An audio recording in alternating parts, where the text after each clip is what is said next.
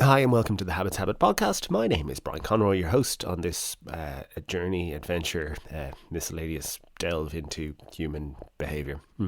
That wasn't the best sell ever. My guest this week is Martin Grunburg, habit author and podcaster, and really interesting guy in a nutshell. And what I really like about Martin is what I think is going to be proven some point soon is probably that he was on the right track maybe a decade ago in terms of his approach to habits. And that's something that you'll see in a couple of later podcasts with some of the scientists and researchers who are doing research into habits now.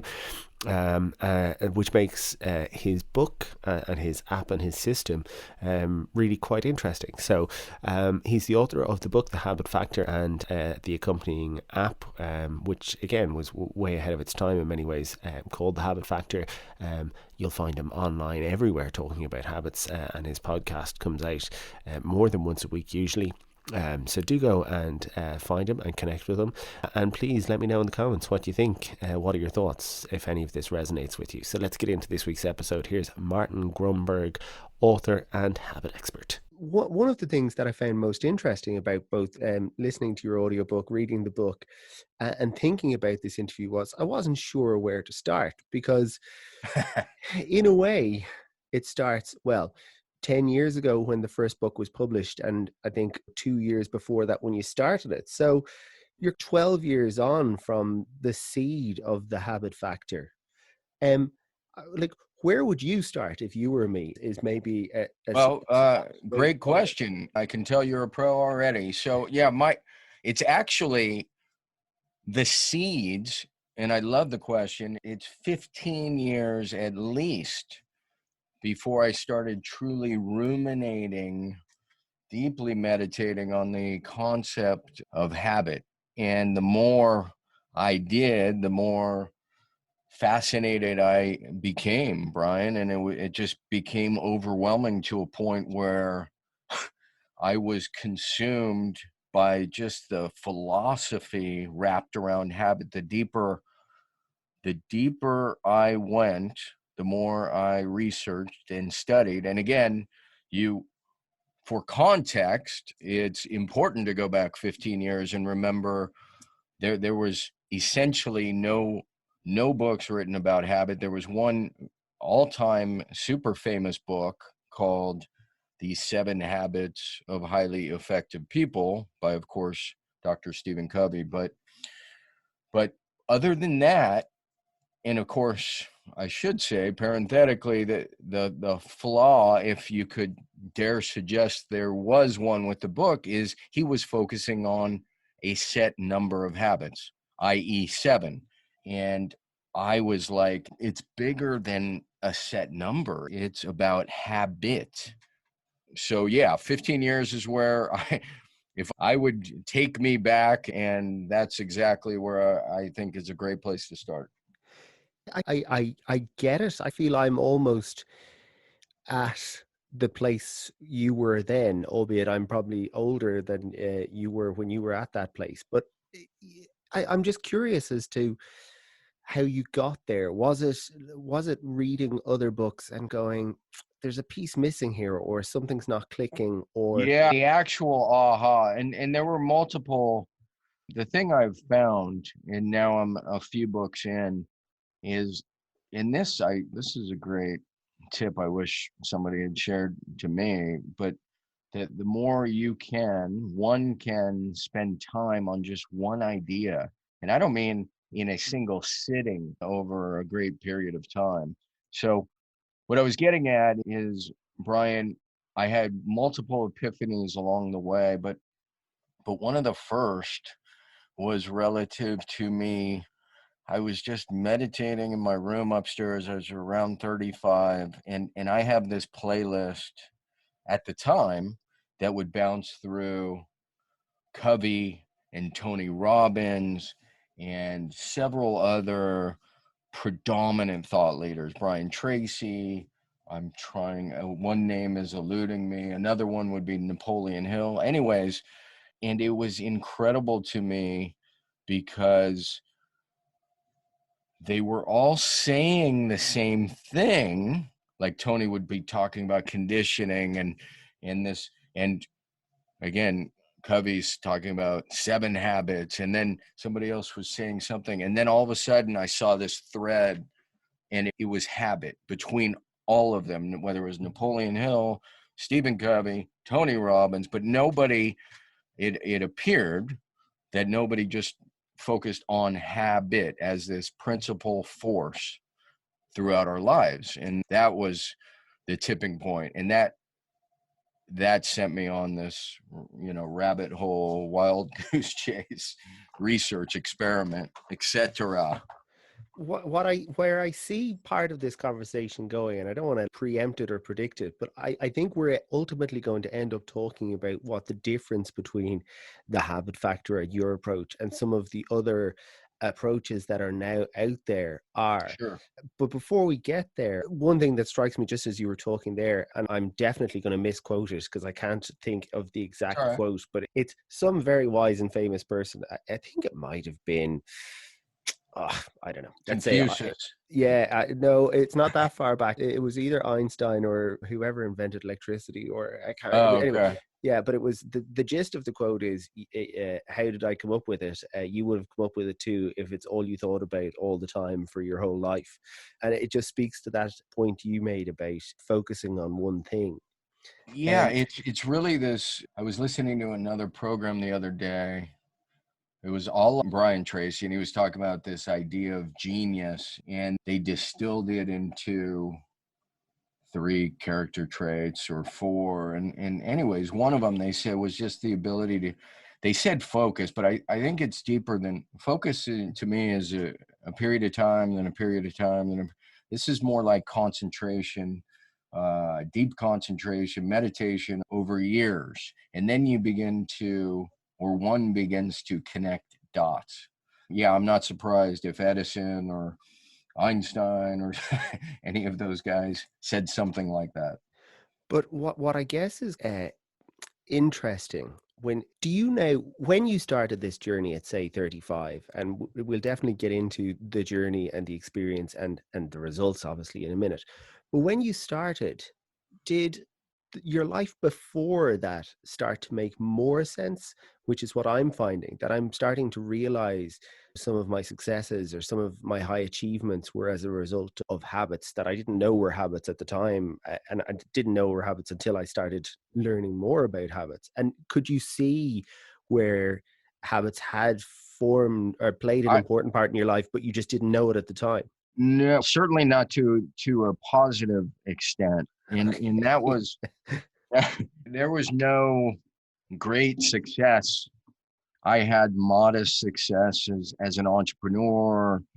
At the time, I even had some investors, and we opened a kids' computer camp. Then we opened an IT company, and that IT company ended up, that specific one ended up running 20 some odd years. And at its peak, we had 22-ish employees. But at 35, and looking back, post, let's call it a discovery, it only shone a light really on where all my frustrations lied and all my challenges. And I was terribly frustrated and I couldn't get traction. And I would say I would go after one goal or another goal only for another year to come by and nothing significant happened. And I would start and I would spin my wheels, and then life would happen. And next thing I knew, another year went by, and another year went by, and another year went by, which is why I spent so much money in personal development programs, searching, Brian, for something. And it's just super funny to me that even the very greats, the greatest of the greats, missed this obvious principle string. It's that string that goes through all of it. I don't want to name names, but one guy would be like, the best way to your goals is these 12 steps. And another guy would say this, and another guy would say this. But I had no great success just looking back and going, oh, that's where I really succeeded.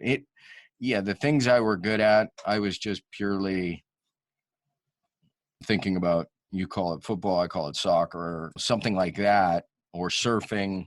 That was just passion, which developed skills because I would practice. Yeah. Okay, that's a good entry point to discussing, because I think what you've described there, some people will say that sounds a lot like a habit. If you developed the skill, if you practiced, if you it, repeated behavior, it it sounds to me is. like a habit.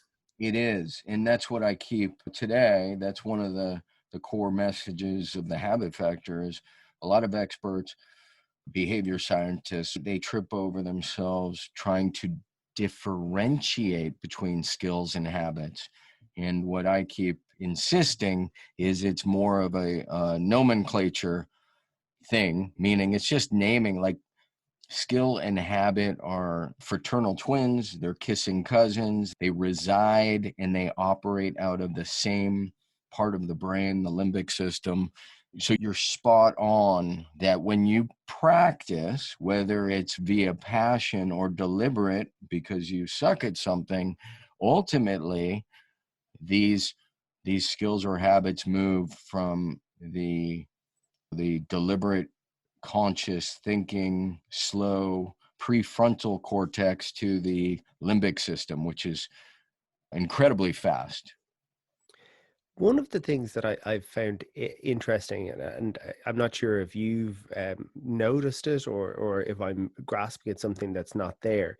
Um, I'm finding it easier to see and understand habits looking at my kids. So I've a 6-year-old, a 3-year-old, and a 9-month-old for my sins. And Wow, you got your hands full. yeah, just looking at kids out on the road playing, I can see what I think are the beginnings of certain habits with them. So I'm thinking in particular of when I was a kid, uh, like I would have spent hours kicking a football against a wall.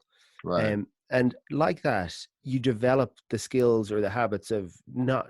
So it's like the behavior becomes automatic. You no longer think Yep. about Yep. trapping the ball or controlling it. You just do it. And I noticed there's a little kid on that my son plays with, and he's brilliant at football. And anytime you look out the window, he's just kicking a ball. Doesn't matter who it's to, what's happening. Yep. Yep. Um, and then my son, who isn't as enthusiastic about soccer at all, you can see when he's doing it, it's very deliberate. He has to think about what he's doing. And it's just interesting to me because obviously at a young age, they're developing so quickly and developing so much, but they're not thinking about it at all. I'm sure this little guy who's 7 wouldn't necessarily know what a habit was if you asked him. So I'm interested in how these things can happen even if you don't know anything about them. Well, It they, feels yeah. strange to me like that. Yeah, I love the perspective. And yeah, you're seeing it through both the before and after lens. So it's interesting. I keep bringing up Covey because I love the guy, but he used to say there are three major components to habit development: knowledge, skill, and we'll set that aside for a second.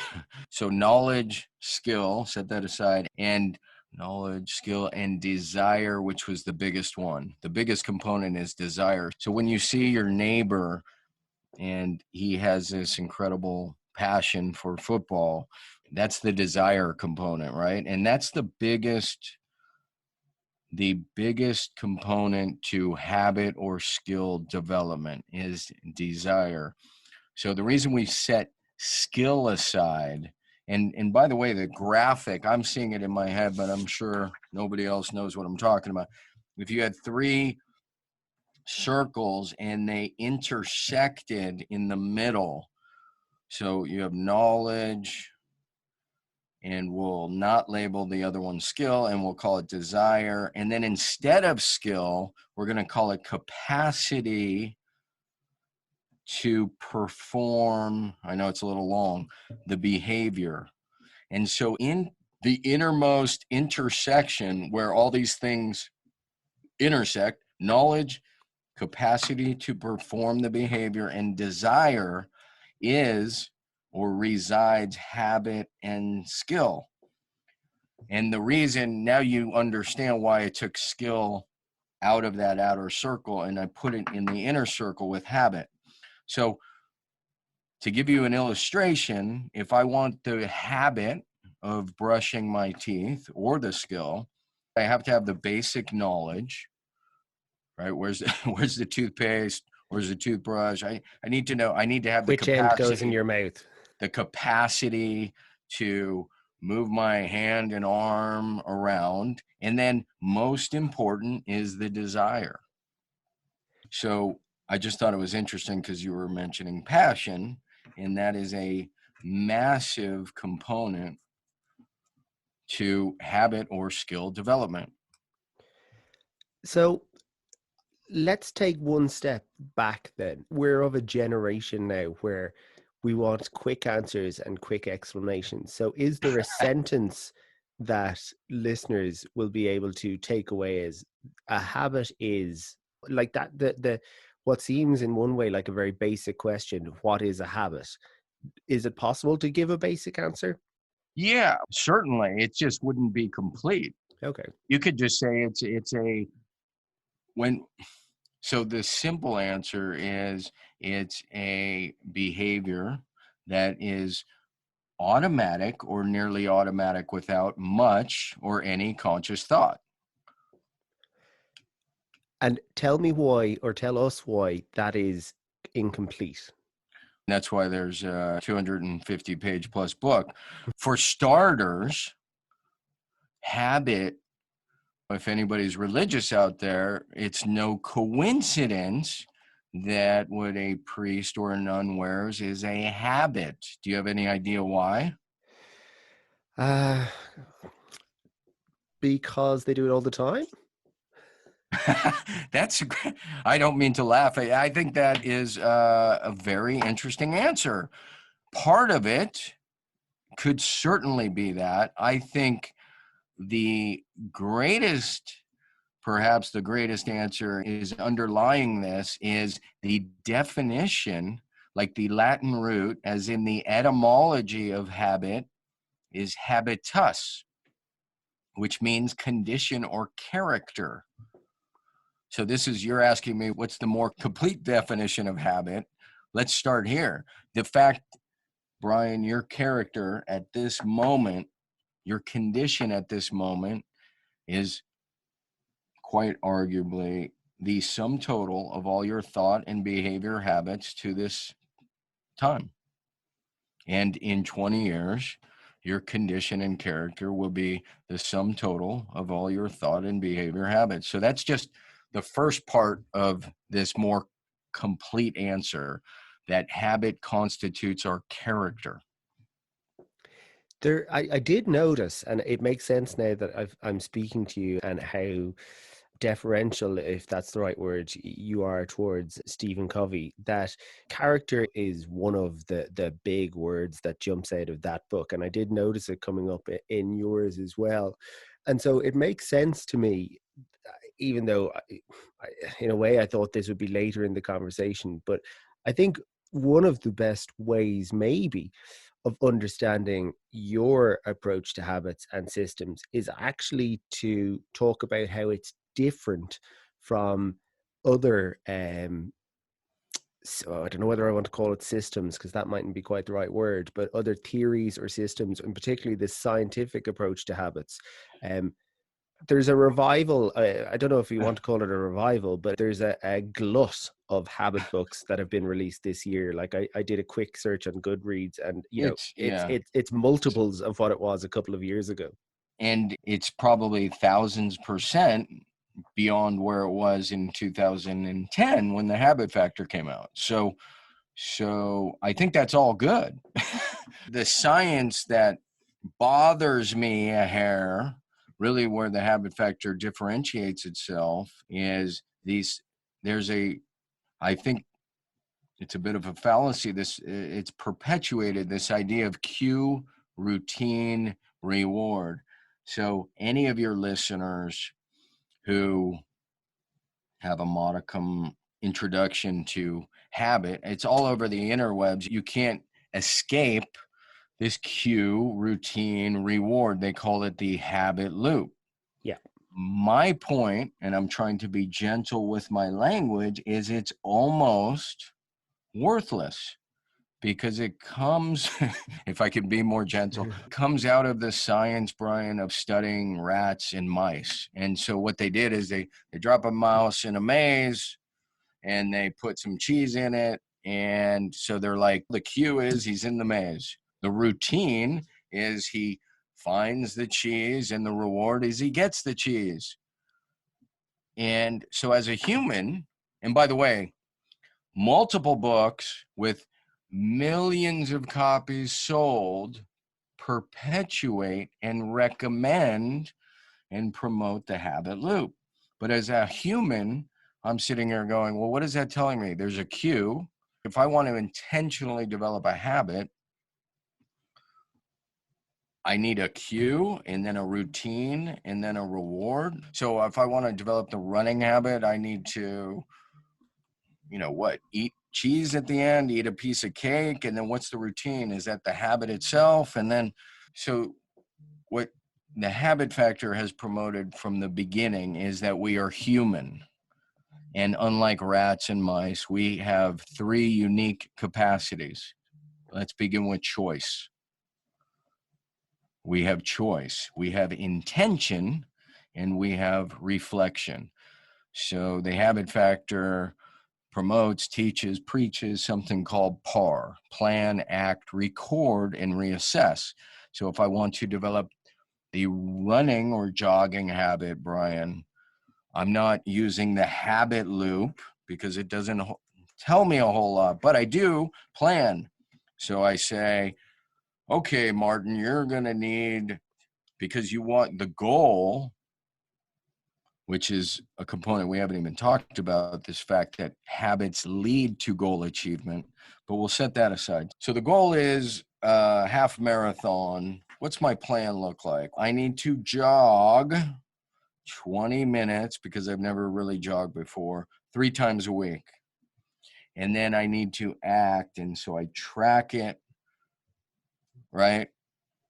So I act, I record, and then I reassess after a week. And then after 4 weeks, how have I done against my target?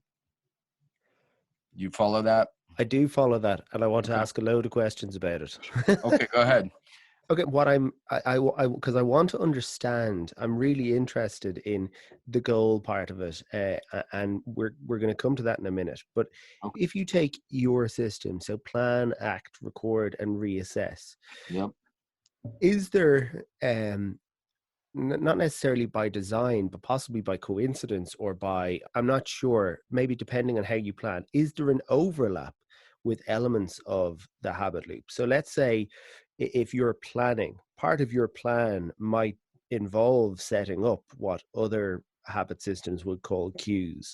That you wouldn't necessarily be thinking of it in that time, No, but I'd be look, saying I'm going to lay my clothes out would be what I would call a plan, and what they might call, well, your cue is putting your runners in an obvious and place. absolutely, the answer is absolutely. The plan replaces, because it's, in my mind, it's far more complete, because the plan includes not just the cue, putting my shoes in front of the door. It includes what's the frequency per week, which is left out of cue, routine, reward. Is it, and then what's the minimum success criteria? Am I running for 20 minutes or am I running 3 miles?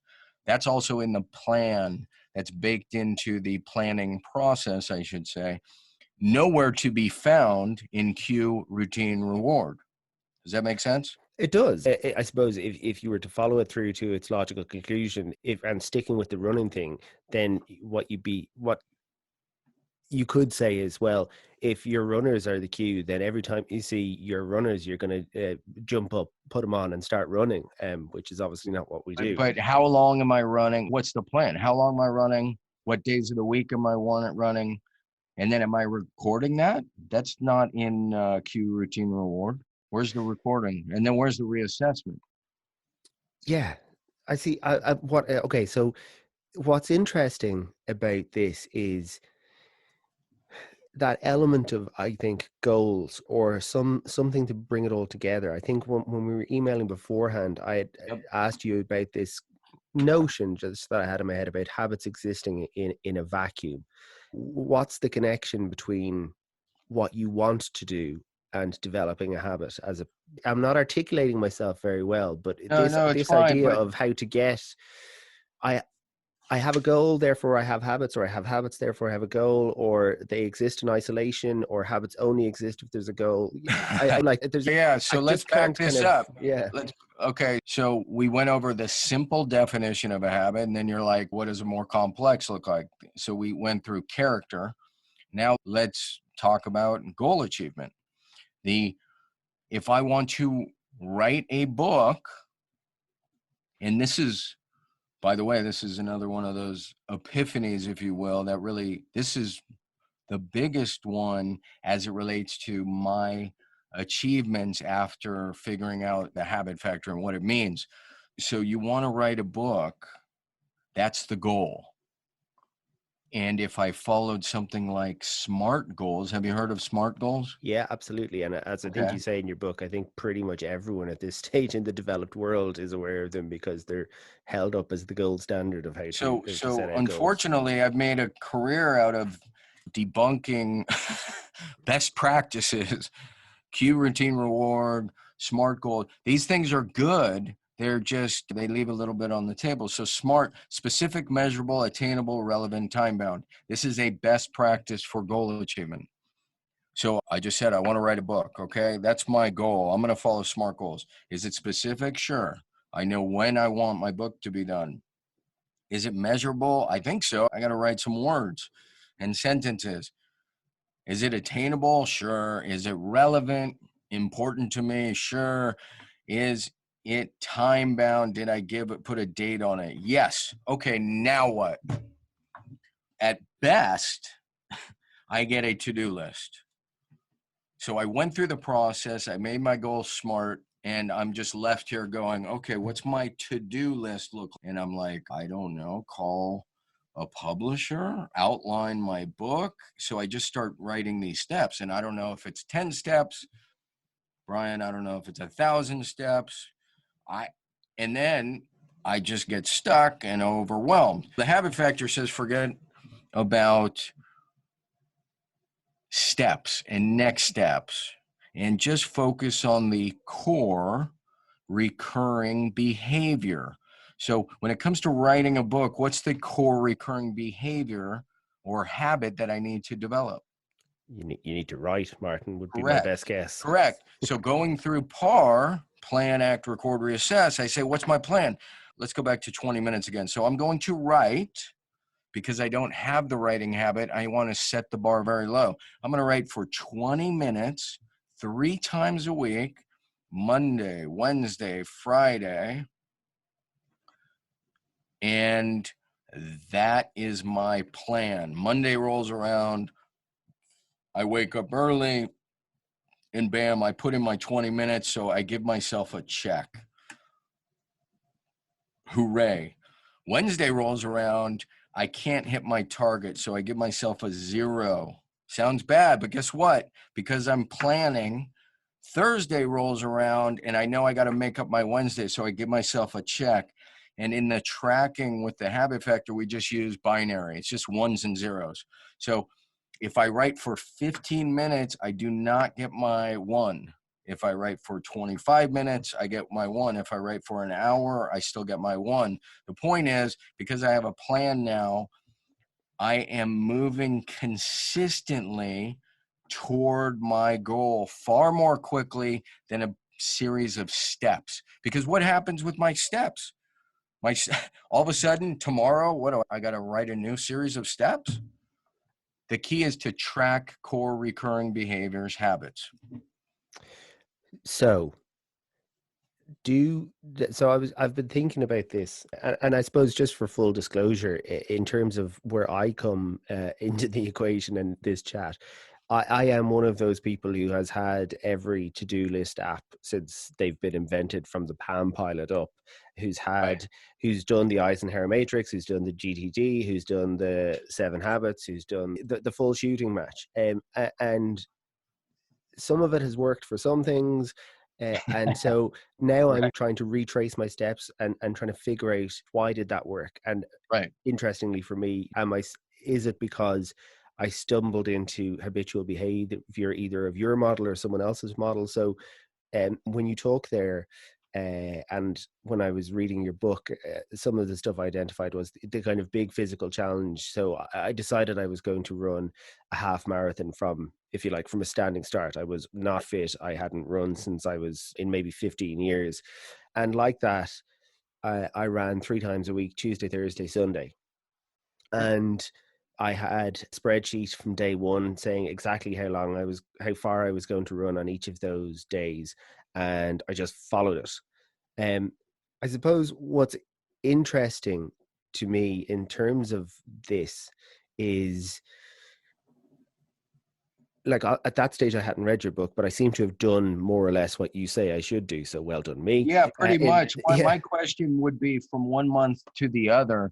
My sense is you left out the final R, but maybe you didn't, which is reassess. So the idea is you set the bar low, and then from one 4-week period to the next, assuming you have that time, you raise the bar. So as I got nearer to my events, the 20 minutes became 40 minutes, became an hour and a half.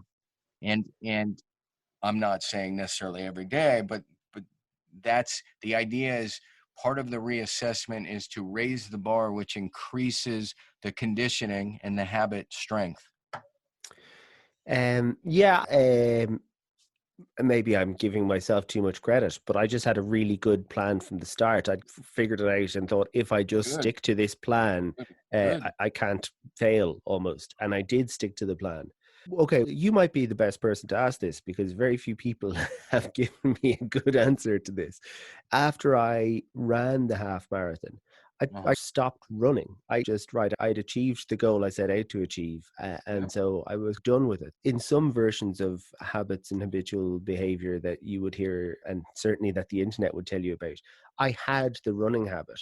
So this comes back to my interest in how your system interacts with goals and purpose and mission and all sorts of good stuff, in that um you would, I think, some people would expect I was now a runner, so how come when I did my half marathon I just stopped running? Yeah. The answer, where did the desire go? Yeah. You no longer had, so you were developing the habit. Habits don't develop in 21 days. They don't develop. There's a study, European Journal of, I think it's behavior psychology. They estimate 66 days. What's hilarious about that is, without even calling it that, they essentially gave their participants of the study the PAR methodology. So they had them they had them using, they didn't give them cue, routine, reward, is what I'm telling you. They gave them PAR. They said, here, use your intention, identify what behavior you want to track. Anyways, the short answer is there was no desire at that point. You hadn't fully formed the habit to the point where it was really automatic. I can tell you, for me, I do have a sincere, real desire, without tracking anymore, to run 2 or 3 times a week for about 30 or 40 minutes. And I do that consistently and have for years now without tracking. So to me, that's a fairly well developed habit. Yeah, I for two things. One of which is that I'm going to be chatting to the lead author of that study you're talking about, the 66-day study, in a couple of weeks. Yeah, beautiful. Yeah, so I think there was only like 58 participants, but what I don't want to tell you what you should do. But yeah, it's almost like you should approach it from the other side, because yeah, they clearly used, if you read the synopsis of the study, just the synopsis, it says they asked the participants to choose their habit, and then they had a plan, and then they acted, and then they recorded and reassessed. So it's just funny to me. But yeah, I would love to even talk to her. That's great. But it seems to me, and I suppose like all of this stuff, the reason I'm so interested in it is partly out of pure interest, but it's mostly so I can improve myself and hopefully help other people improve as well. And it's my in a lot of the stuff I've read, that that concept of, and sorry, I don't feel I know enough yet to be saying anyone is right or wrong. So I'm certainly not going to rock up here with some great thoughts and call all the people who've dedicated their lives to researching this wrong. But for Oh me, yeah, no, absolutely. No, they're just shades of gray here. I mean, Yeah. I think that's one important point as well. I'll come back to it in 1 second if I remember, which I may not. The For me, unless I have a purpose or a goal, I don't see, and what you would call desire, whether you want to call it desire or motivation or whatever, I don't develop good habits that because why am I developing a good habit? Let's say if it's when I was running, so I'm not built for running as anyone who's had to endure me when I'm running because I'm permanently injured, shin splints, I get plantar fasciitis, all sorts Okay. of things, but I'm just too stubborn to stop. So when I decided I was going to run the half marathon, I also had to lose 3 stone because it's the force that you put through the joints, it multiplies by Right. a set factor depending on your weight. I wanted to run this half marathon. It was just something that I really wanted to do. So my diet was, for maybe those 6 months, was I was eating more healthy than I'd ever eaten in my entire life.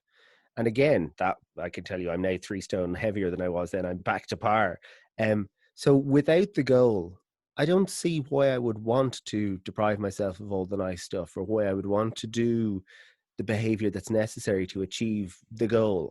That's what's missing for me in a lot of the other stuff, that I'm like, but why? Like, why would you want to develop good habits or have good habits unless what the end goal is, or purpose or mission? Now, that Yeah, mightn't yeah. be a race. That could be to be healthy for my kids or to stay alive or whatever it is. But I just feel like there has to be a reason. Otherwise, what's the point? Yeah, and we don't have the time, but really there's an entire process behind not just the habit factor, but as it relates to goal achievement. And so you dissect the goal, you identify the 3 to 5 core recurring behaviors, the habits that are really going to drive the goal's achievement, and then those are the ones that you track, and you increase the frequency per week and the minimum success criteria, which is it 25 push-ups, or is it 25 pages to read? So those increase over time, and you go from 1 4-week tracking period to the next. And some people are like, oh my God, I don't have 6 or 8 months. And the answer is, of course, absolutely you do, if you're going to be alive. But that's also telling about the desire, whether it's sincerely there or not. I can tell you in the past, fairly often people come to me, they say, this is the habit I really want to craft. And as a coach, I just say, produce the tracking data. And they can't do it. And that tells us all we need to know about their desire. It's interesting. I had a conversation at the start of this process. These interviews are being recorded now. Right. Actually, it's not a bad example as well, because my plan was quite deliberate about this podcast, which was to bank a certain number of interviews so that I could launch it knowing that I had enough for each week to give me some breathing space to get more guests and to build the site better and to do all that kind of stuff. Great. um but I spoke to one guy. I don't know, you may not have heard of him. He's a very kind of famous, but I think his mentalist is the word. But his name's Keith Barry. He's got a very kind of well watched TEDx talk, and he's a kind of mind magician. I don't know. Anyway, the point. I have not heard of him, but I'm gonna look him up. What was the name again? Keith Barry is his name. Keith Barry. Okay. Yeah, he's a really interesting guy. But we were talking about just some things he does, or in his coaching and in his career, and when he comes up against resistance, or people saying, "Oh, I couldn't do that." What we were actually talking about was having cold showers, and he was saying it works for him, and certainly there is science out there that a cold shower is good for you in certain ways. And if that's disputed, and all of that, it's not important. What's important was this sentence just jumped out at me and stuck with me, which is, how badly do you want it? So if someone tells you the science says having a cold shower every day will help you achieve your goals, and you go, oh no, I couldn't have a cold shower every day. Then you go, then don't be surprised when you don't achieve your goals, because you don't want it badly enough. If you don't want it badly enough to have a cold shower, you don't want it badly enough. Do you know? Do you follow that kind of logic? Um, yeah. Look, I'm not you, saying it's a you cold know, shower, but I'm just saying to no, do no, what's I get it. I necessary mean, to to me, it's the old, you can lead a horse to water, but you can't make them drink. And there's a lot of really good answers, air quotes, out there, formulas, systems, things people can practice. But when the rubber meets the road, which is what tracking your habits is, that is where it falls in line with what you just said, that they don't really want it. It's lip service. They say they want it. They think they want it. They may even believe they want it. And then they're not willing to track the habits. So the truth is they don't want it. And that's all. It's not a big deal. the It's as simple as that. You can lead a horse to water, but you can't make them drink. let me tell you about one of my experiences and see if you can. I don't mean explain it to me. I'm not looking for free coaching, but I the difficulty I had with habit tracking, and maybe as you say, it's to look at it more binary, win or lose, did it or didn't do it. But let's say, yeah, I struggled. I wanted to lie to myself. Like I wanted to say, "Oh, I kind of did it today. I think we'll chalk up an X there." Or it wasn't all or nothing. There was a bit of gray in the habit tracking where I think, yeah, I did. Yeah, I don't. Or I don't know. I just the obsession with not breaking the chain, to use the kind of James Clear Oh my God. language, Okay. got the better of me, and Okay. I was Well, just obsessed with so that more than anything else. let's talk about that. There's a lot of myths. We just debunked one about 21 days to develop a habit. The other is streaks. In fact, when you talk to the lady, she will prove, just like we've been preaching for 15 years, that streaks are not important when it comes to habit development. What is important is consistency over time. So when you said there's a bit of gray area in tracking, I actually wrote down gray is okay. And I like the saying. The fact is, the only way to stay on track is to track, and people fall off track all the time. It's not the end of the world. You just get back on tracking. You track. Yeah, I have a sense for your personality type just through the few minutes we've chatted here. And sometimes there is this all or nothing. I'm in it or I'm Damn it! I not. knew you were gonna. And I knew you were gonna say that. I was just saying to myself, his next words are going to be all or nothing. I know they are. so, well, and what I'm getting at is, because you're you are an achiever type, you're beating yourself up because you don't track a day or two or even a week, or 2 weeks goes by because life's messy and you got a 3, 6, and 9 year old. You should totally forget that and just get back on track. That's all everybody needs to do, is not focus on the past that didn't work out and you fell off track. You just get back on track. So that's all it is. Let me ask another question now, because I don't even know if I understood this when I read the book, and maybe I'm picking you up now wrong. But I also spoke to Wendy Wood, who wrote the Good Habits, Bad Habits book. I don't know if you've read that. I have not. She was, I don't want to say, she wasn't dismissive of habit tracking, but what her view on it was, is that it is separate from the actual habit. So it's not, you don't form a habit because of the tracking. So I don't know. Okay, so I respectfully entirely disagree. It is separate, but this is how we reaffirm our intention and our desire. And so, of Can I course, it's stop? Can I separate. start? In Can I stop fact, you, Martin? Because I think yeah, that's the point. Like, I think when scientists like herself talk about it, intention and desire doesn't come into it at all. So I think that's how they're able to divorce tracking from it. That and but they're giving you advice. They're giving listeners advice who are humans. So there's no real significance to divorce intention when you're advising humans. You one should include intention, and when you do that, you include tracking and you include planning. yeah. Um, it's So Wendy's, I'm sure she's a fantastic person. I know she's dedicated her professional career to this.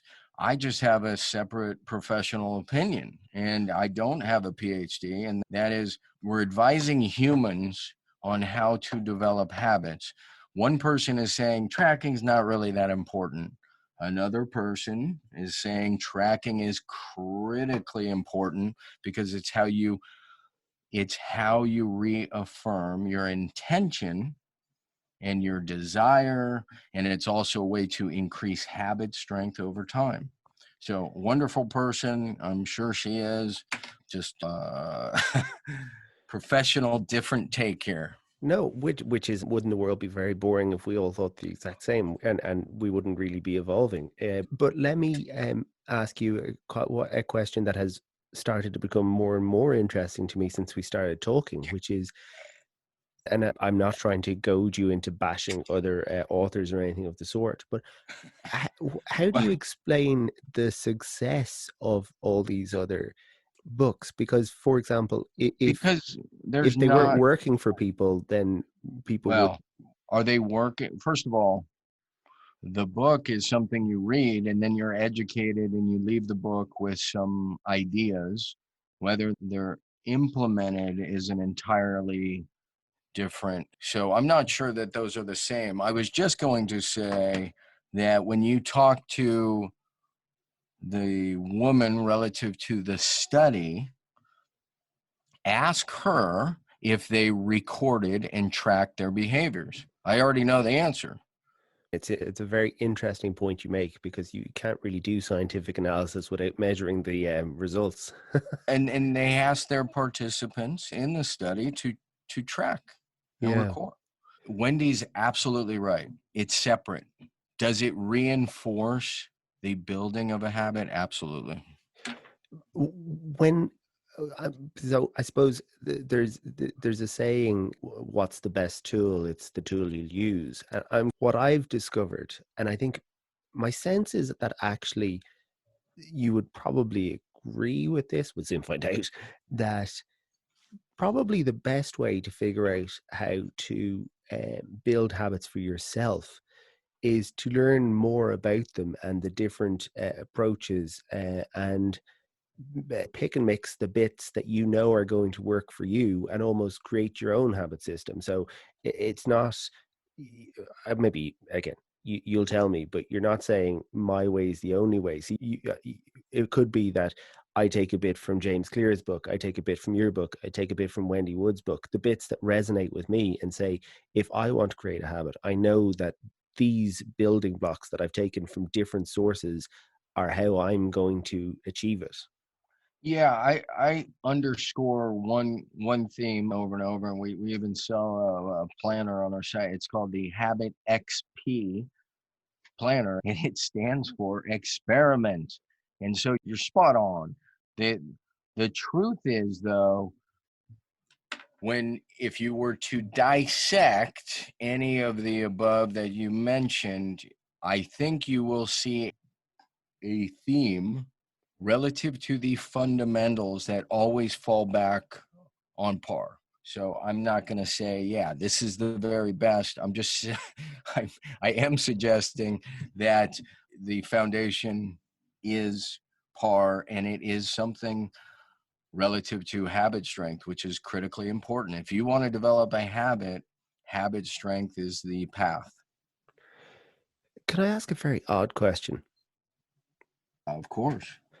I'm curious about what sticks or these how people pick up their ideas. So, for example, when you talked earlier about Tony Robbins and you talked about Stephen Covey and his book, completely resonated with me. It's a completely personal thing, and I think that's part of the point. Tony Robbins isn't for me.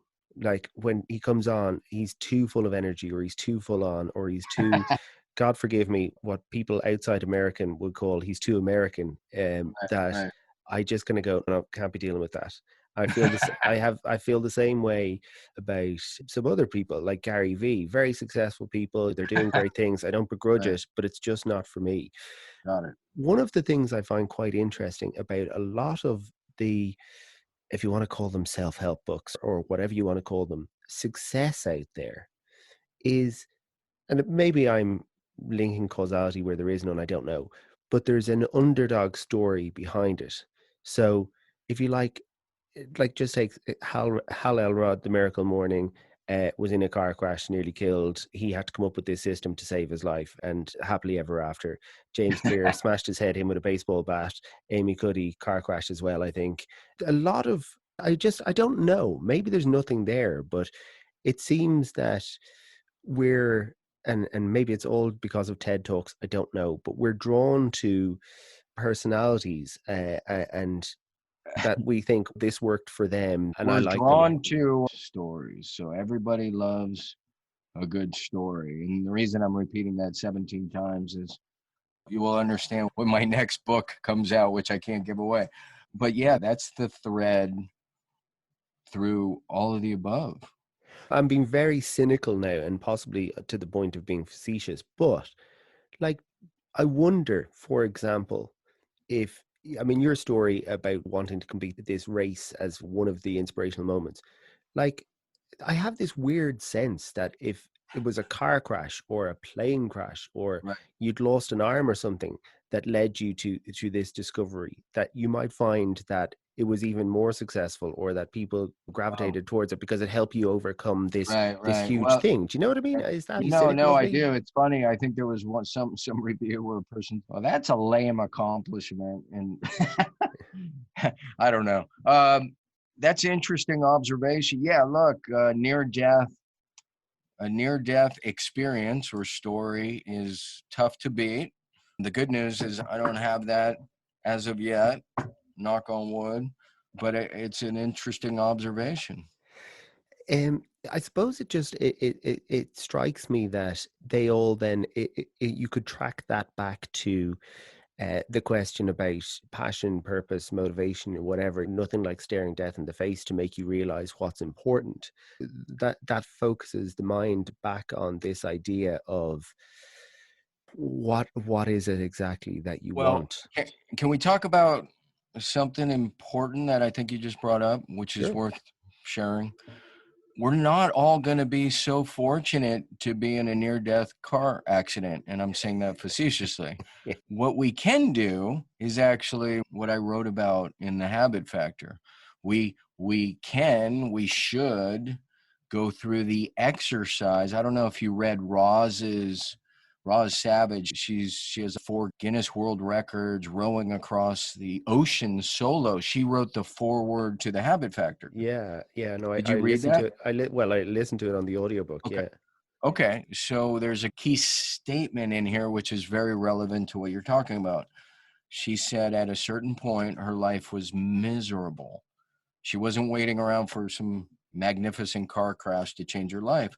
She took the initiative and wrote 2 obituaries, one as though nothing was going to change in her life and what that would look like and sound like.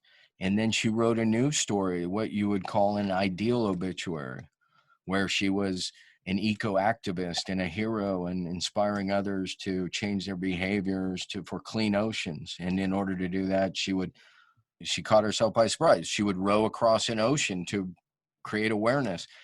And at that moment, she redefined her end goal. Covey, right? Begin with the end in mind. There's no greater end to begin with than your demise. So Roz did that. I did that. That's how I ended up doing the 32-mile paddle, which pales in it's not rowing across any ocean. But the point is, the beginning point for both of these, Brian, we weren't waiting around for near-death experience. We could use our own intention and we could reflect. In fact, it's this combination of reflection and foresight where we could use our imagination, go out to the future. We're dead. And then what does that look like in terms of an obituary and impact? And then use that as desire to forge new behaviors, new habits. See, I think we're coming back again and again to what is the missing piece for me. And like in a weird way, it seems that this is just me personally now. And again, I suspect it may be slightly different for everyone, that there's some very big questions to be asked, is to use Covey's terminology, developing habits in a vacuum or without knowing what your purpose is or your goal is, climbing the ladder to find it's against the wrong wall. That the habits, actually, maybe we'll finish on this. I'll just ask you, because there's this concept that I know you've talked about before, about habits being a byproduct of goals, and which comes first? Does good habits lead to success, or are habits a byproduct of success? Which is, it might be chicken and egg kind of thing, but just on a personal level, again, it's something I mentioned earlier. If you don't know what you want to do or who you want to be, or where you want to end up, then how do you know what habits you need to get you there? Correct. And then the answer to the chicken egg, it's both. It's not an either or. You achieve some magnificent goal, you can damn bet you forge some fantastic new habits.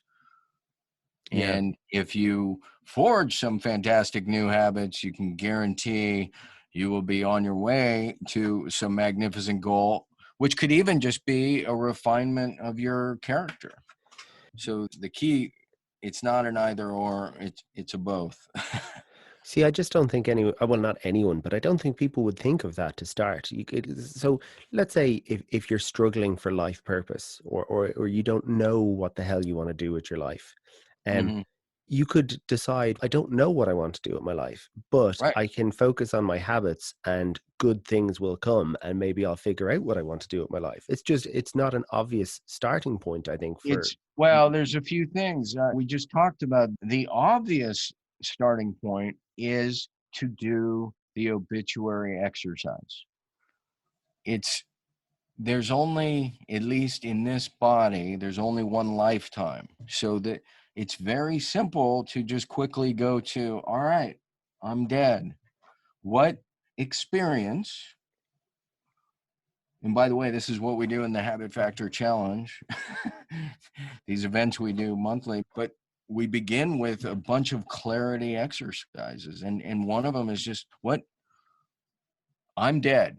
What experience or skill or adventure or achievement, because I'm dead now, what do I regret not having done? And the beauty is we don't have to wait till we die to ask that question. And so all of a sudden that brings purpose and clarity to the now, because all of a sudden I'm signing up for kite surfing lessons because I'm like, that it would give me, that would add juice to my life, or learning to play the guitar, or whatever it is for you as an individual. Martin, because I have the guitar I bought about 6 months ago when lockdown started on my bed, that I've played about 3 times. Well, that's fine. It's beginning. At least you've changed your environment. Yeah. Oh, well, okay, sorry. I was just about to let you go. You were nearly off the hook, but now you've mentioned environment. Have you got 5 minutes to chat about Yeah, that? absolutely.